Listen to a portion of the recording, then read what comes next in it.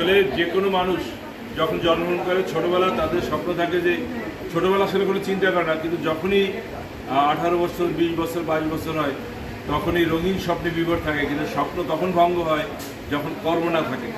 আমাদের মতো তৃতীয় বিশ্বের দেশে সবচেয়ে বড় ইম্পর্টেন্ট হচ্ছে কর্মসংস্থান। সেখানে আসলে সরকারি চাকরির নামমাত্র, বেসরকারি চাকরিও কম।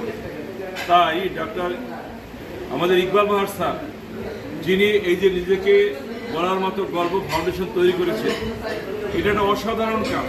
যে কাজটা হচ্ছে তরুণদের উদ্যোক্তা তৈরি করা। আমরা চাকরি করব না, চাকরি দিব, এই যে কথাটা নিজের সাফল্যের গল্প বলার জন্য তিনি যে ইন্সপিরেশন সৃষ্টি করেছেন, তিনি বিনামূল্যে প্রশিক্ষণ দিচ্ছেন। এবং সেখানে আমাদের সেন্ট্রালি আমার এক কাছের ছোট ভাই আমিন রয়েছে, আমাদের সাইদ রয়েছে, আমার এক কাকা, তারাও সেন্ট্রালি কাজ করছে। আমিও এই নিজেকে বলার মতো গল্প ফাউন্ডেশনের এই কাজটার প্রতি আসলে আমি উইকনেস, কারণ এই সমস্ত দেশে এই ধরনের সংগঠন বেশি থাকা উচিত। এই কাজগুলি যারা করছেন, যেখানে যারা আপা রয়েছেন, আমার ভাই যারা রয়েছেন, তাদেরকে সেলুট জানাই। কারণ কি, বেকারত্ব যে কত বড় অভিশাপ সেটা যিনি ভোগ করেন তিনিই জানেন।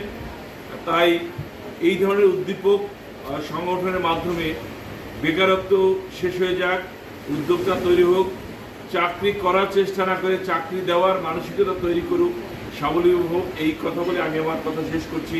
আল্লাহ হাফিজ। সম্মানিত অতিথিবৃন্দ, নিজের বলার মতো একটি গল্প ফাউন্ডেশনের উদ্যোগে আজকে ইফতার মাহফিলে সকলকে জানাই আন্তরিক শুভেচ্ছা।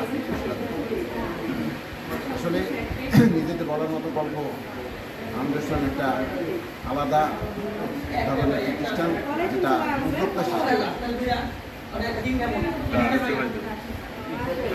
যেখানে যেখানে মানুষকে স্বাবলম্বী করে আসলে এ ধরনের প্রতিষ্ঠান বাংলাদেশকে স্বাবলম্বী করে তুলবে এবং বাংলাদেশের যারা ইয়াং জেনারেশন আছে তাদেরকে ব্যবসায়ী করে তুলবে এবং তাদেরকে আর্থিকভাবে সচ্ছল করবে এবং সমাজে আর্থিকভাবে সচ্ছল হইলে এই বিভিন্ন ধরনের যে মাদক সন্ত্রাস বা বিভিন্ন ধরনের দুর্নীতি হয়, সেই দুর্নীতি হবে তখন মানুষ আর্থিকভাবে সচ্ছল হয়। তা আমি আশাবাদ ব্যক্ত করি যে নিজেদের বলার মতো ফাউন্ডেশনের তরুণ প্রজন্ম এই ফাউন্ডেশনের সাথে সম্পৃক্ত হোক এবং তারা তাদের নিজেদের গল্প সৃষ্টি করুক এবং আমাদের সামনে সেই গল্প আমরা শুনতে চাই। যেহেতু আমরা এখন এই মানে বয়োজ্যেষ্ঠ হয়ে গেছি, আমরা তরুণদেরকে আহ্বান করব এই সংগঠনের সাথে সম্পৃক্ত হয়ে এবং ভালো ভালো গল্প আমাদের শুনতে পারবে। আজকে এই আর্টিস্ট ক্লাবের পক্ষ থেকে সবাইকে আন্তরিক শুভেচ্ছা জানিয়ে আমি আমার সকল স্বেচ্ছাসেবী যারা আসলে ভালো কাজ করতে চান, ভালো কাজ দেখতে চান এবং ভালো কাজের কথা শুনতে চান। আর আজকে নিজের বলার গল্প আসলে প্রতিটা মানুষের মনে। আর যেহেতু এটা একটি সংগঠন, সে অনেকগুলি তার বক্তৃতা শুনেছি এবং অনেক সুন্দর কার্যক্রম সে নিয়মিত চালিয়ে যাচ্ছেন। ইতালি প্রবাসী কয়েকজনের বক্তৃতা শুনেছি, যাদেরকে তারা প্রশিক্ষণের মাধ্যমে ভালো একটা প্ল্যাটফর্মে দাঁড় করিয়েছে এবং তার নানান কার্যক্রম তারা পরিচালনা করতেছি।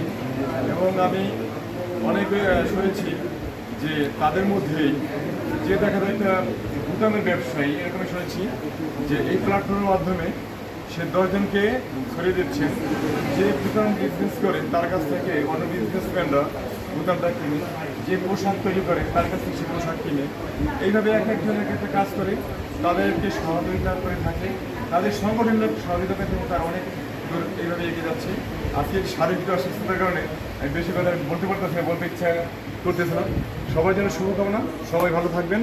নিজের বলার মতো গল্প এটা গত বছর উপস্থিত ছিলাম, এবছর উপস্থিত থাকতে পেরে আমি সবাইকে শুভেচ্ছা জানাচ্ছি এবং আজকে যে মডারেটর সৈকত হাসান তাকেও অভিনন্দন জানাচ্ছি। সবাই ভালো থাকবেন। নিজেরা বলার মতো একটা নিজের বলার মতো একটা গল্প ফাউন্ডেশন উপস্থিত সম্মানিত সদস্যবৃন্দ, প্রথমেই এই প্রচণ্ড বেকারত্বের সময় বা চরম বেকারত্বের সময় এই যে উদ্যোক্তা তৈরি করার যে একটা সংগঠন, সত্যি এটা একটা মহৎ উদ্যোগ। এই মহৎ উদ্যোগ দিয়ে যারা এই প্রয়াস চালাচ্ছেন তাদেরকে আমার অন্তঃস্থল থেকে আন্তরিক অভিনন্দন জানাচ্ছি এবং এই ভালো কিছু সৃষ্টি করে সেটা গল্প আকারে তৈরি করা, উদাহরণযোগ্য হিসাবে তৈরি করা, অনুকরণীয় হিসাবে তৈরি করার জন্য এই ফাউন্ডেশনের অগ্রগতি আমি কামনা করছি।